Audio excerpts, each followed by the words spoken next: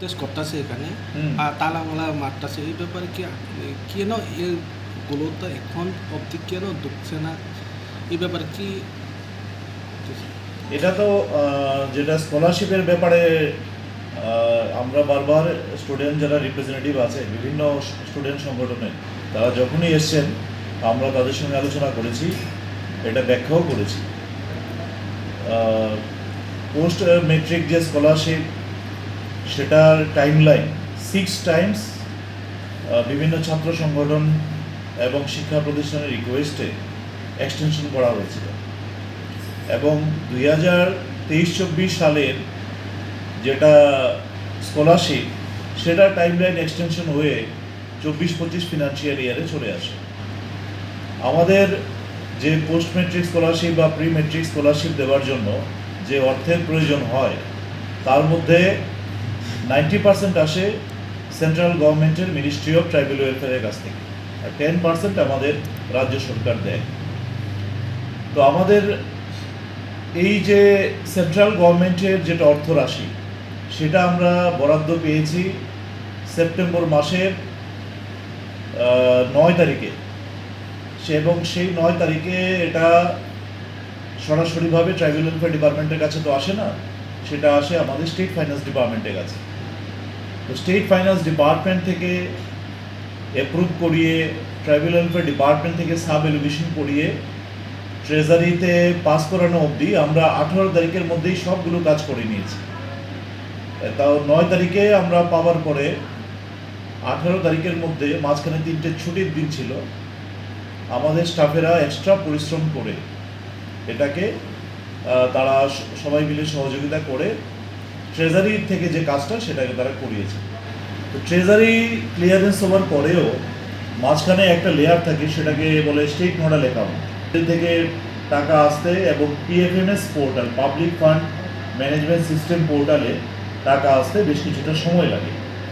আমরা গতকালকে পর্যন্ত অপেক্ষা করেছিলাম, গতকালকেও এটা রিফ্লেক্টেড হয়নি, কিন্তু আজকে এই কিছুক্ষণ আগে জাস্ট এক্ষুনি আমি আমার জয়েন্টরা একটা কাগজ দিয়ে গেলেন যে পাবলিক ফান্ড ম্যানেজমেন্ট সিস্টেমে এটা রিফ্লেক্টেড হয়েছে আজকেই। তার মানে হচ্ছে যে এখন আমাদের যারা এখানে কাজ করেন স্কলারশিপের যারা সেকশনে কাজ করেন তারা এখন ছাত্রদের অ্যাকাউন্টে ছোট ছোট ব্যাচে তারা পুশ করতে আরম্ভ করবেন স্কলারশিপগুলো। পিএফএমএস সিস্টেমে একবার 2000-এর বেশি একটা বেচে স্কলারশিপ পুশ করা যায় না। তো সেখানে ধাপে ধাপে এটা হয়তো কয়েকদিন সময় লাগবে, 4 দিন 5 দিন বা তার থেকে কিছুটা বেশি সময় লাগতে পারে, কিন্তু এটা আজকে থেকেই বা কালকে থেকেই টাকা ঢুকতে আরম্ভ করবে স্টুডেন্টদের অ্যাকাউন্টে।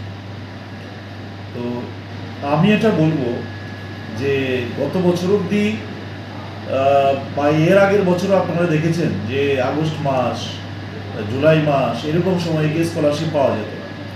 এটা মূল কারণ হচ্ছে এই যে বারবার এক্সটেনশন করা, কিন্তু সেন্ট্রাল গভর্নমেন্ট এই বছর সমস্ত স্টেট গভর্নমেন্টগুলিকে বলে দিয়েছেন যে তারা যে সারা দেশের জন্য টাইমলাইন নির্দিষ্ট করেছে সেই টাইমলাইনের মধ্যেই সবাইকে ক্লেম করতে হবে স্কলারশিপ।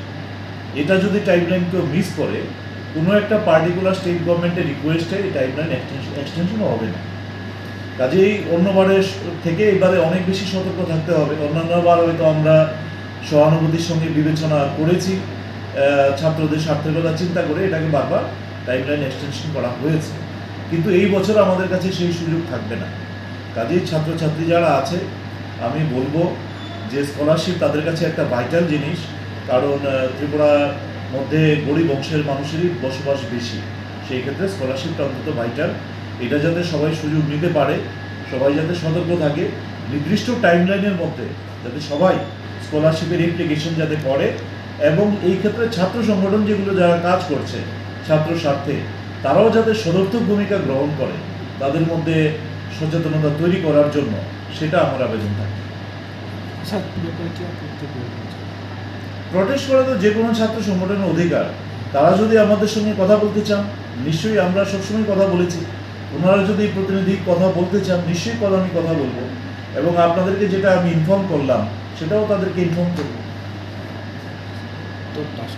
আজকের থেকেও কিছু ঢুকতে পারে। পিএফএমএস সিস্টেমে আমরা যখন পুশ করব তারপরে একটা টাইম লাগে। তো সেটা আজকে থেকেও স্টার্ট হতে পারে।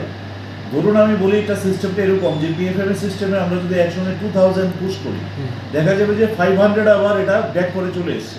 তো সেটা আবার আমাদের পিএফএমএস এর যে টিম কাজ করে, সেই টিমকে এটা কমিউনিকেট করতে হয় ইমেলে করলে পরে তারা এটা ব্যাক এন্ডে আবার এই প্রবলেমগুলি সলভ করতে থাকে। এটা প্রত্যেক বছরই হয়, প্রত্যেক বছর একই প্রক্রিয়ার মাধ্যমেই কাজ হয়।